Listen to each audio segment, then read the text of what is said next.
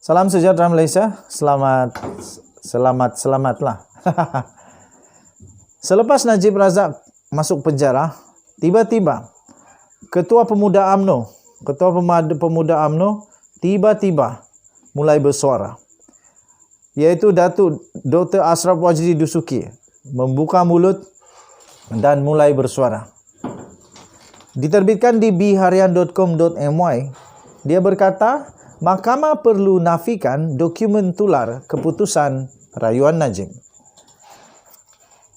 Mahkamah perlu segera untuk menafikan dokumen tular yang didakwa kertas keputusan kehakiman berkaitan kes rayuan bekas Perdana Menteri iaitu Datuk Seri Najib Tun Razak sebelum keputusan sebenar dibacakan oleh Ketua Hakim Negara Tun Tengku Maimun Tuan Mat sebentar tadi. Gesaan itu dibuat oleh Ketua Pemuda UMNO iaitu Datuk Dr. Ashraf Wajdi Dusuki menerusi satu hantaran bersama dengan tangkap layar artikel sebuah portal mengenai rumusan kes berkenaan di akaun Facebook beliau pada hari ini. Justru, tuan-tuan dan puan-puan, beliau berkata, pihaknya akan membuat satu laporan polis petang ini supaya siasatan segera dapat dijalankan.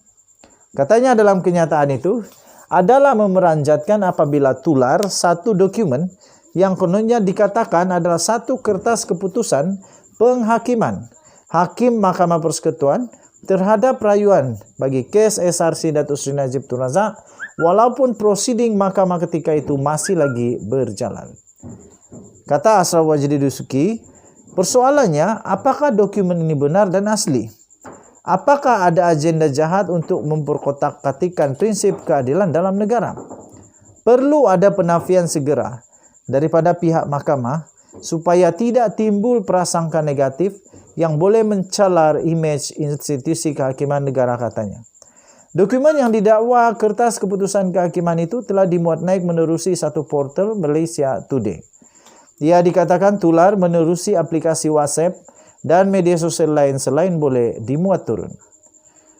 Tuan-tuan dan puan yang dihormati sekalian, sebagai rekod Mahkamah Persekutuan telah mengekalkan sabitan dan hukuman 12 tahun penjara kepada Najib Razak dan juga denda 210 juta yang dikenakan ke atas Najib yang telah didapati bersalah menyeleweng dana 42 juta milik SRC International Islam Berhad. Panel 5 hakim yang dipengerusikan oleh Tengku Maimun sebulat suara membuat keputusan itu selepas mendapati pembelaan Najib tidak konsisten dan gagal menimbulkan keraguan munasabah. Beliau berkata sabitan itu selamat bagi semua 7 pertuduhan dan hukuman itu tidak keterlaluan. Tambahnya lagi, rayuan sebulat suara ditolak dan sabitan dan hukuman dikekalkan. Saya dengan ini mengumumkan waran komitel, yaitu perintah untuk menjalani hukuman penjara kepada Tengku Maimun ketika memerintahkan dan seterusnya memerintahkan prosiding pendengaran untuk kes Najib tamat. Daripada Mahkamah Tinggi, Mahkamah Rayuan, Mahkamah Persekutuan akhirnya tamat. Jadi tamat sudah perbicaraan penuh legenda. Ini perbicaraan legend ini. Perbicaraan akan diingat sampai bila-bila oleh rakyat Malaysia dan rakyat seluruh dunia. Skandal keuangan terbesar dalam sejarah bakal akan ditemui lagi oleh Najib Razak melalui kesnya dengan 1MDB. Ada lagi Perbendaharaan Negara Malaysia, ada lagi Lembaga Hasil Dalam Negeri, ada 100 lagi banyak lagi lah. Banyak lagi kes Najib Razak. Ada 100 yang tadi saya kata itu ada 100 laporan polis telah dibuat. Saya fikir itu pun mungkin Najib akan terkesan juga. Denyut nadi suara rakyat bergema di channel ini. Kita jumpa lagi. Bye-bye. Salam sejahtera Malaysia. Selamatlah. Selepas Najib Razak masuk penjara, tiba-tiba Ketua Pemuda UMNO tiba-tiba mulai bersuara, iaitu Datuk Dr. Ashraf Wajdi Dusuki membuka mulut dan mulai bersuara.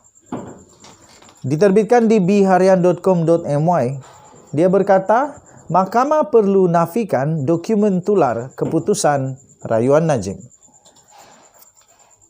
Mahkamah perlu segera untuk menafikan dokumen tular yang didakwa kertas keputusan kehakiman berkaitan kes rayuan bekas Perdana Menteri iaitu Datuk Seri Najib Tun Razak sebelum keputusan sebenar dibacakan oleh Ketua Hakim Negara Tun Tengku Maimun Tuan Mat sebentar tadi.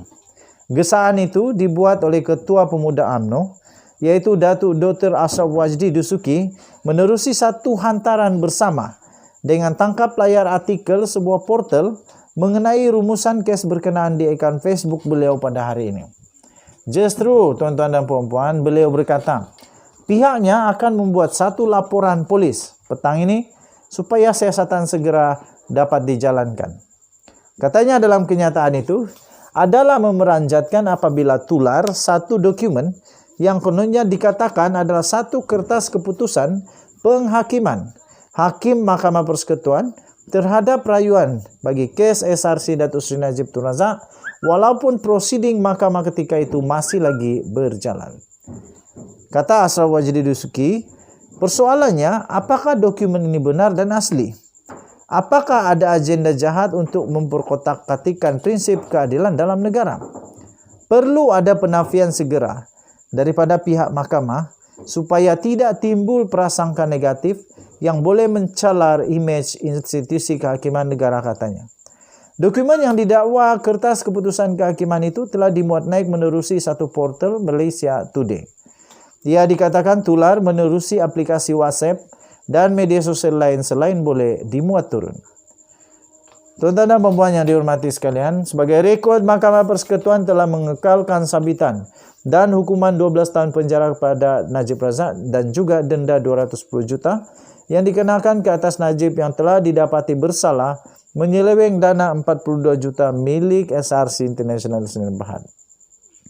Panel 5 hakim yang dipengerusikan oleh Tengku Maimun sebulat suara membuat keputusan itu selepas mendapati pembelaan Najib tidak konsisten dan gagal menimbulkan keraguan munasabah. Beliau berkata sabitan itu selamat bagi semua 7 pertuduhan dan hukuman itu tidak keterlaluan. Tambahnya lagi, rayuan sebulat suara ditolak dan sabitan dan hukuman dikekalkan. Saya dengan ini mengumumkan waran komitel, yaitu perintah untuk menjalani hukuman penjara kepada Tengku Maimun ketika memerintahkan dan seterusnya memerintahkan prosiding pendengaran untuk kes Najib tamat. Daripada Mahkamah Tinggi, Mahkamah Rayuan, Mahkamah Persekutuan akhirnya tamat. Jadi tamat sudah perbicaraan penuh legenda. Ini perbicaraan legend ini, perbicaraan akan diingat sampai bila-bila oleh rakyat Malaysia dan rakyat seluruh dunia. Skandal keuangan terbesar dalam sejarah bakal akan ditemui lagi oleh Najib Razak melalui kesnya dengan 1MDB. Ada lagi Perbendaharaan Negara Malaysia, ada lagi Lembaga Hasil Dalam Negeri, ada 100 lagi banyak lagi lah. Banyak lagi kes Najib Razak. Ada 100 yang tadi saya kata itu ada 100 laporan polis telah dibuat.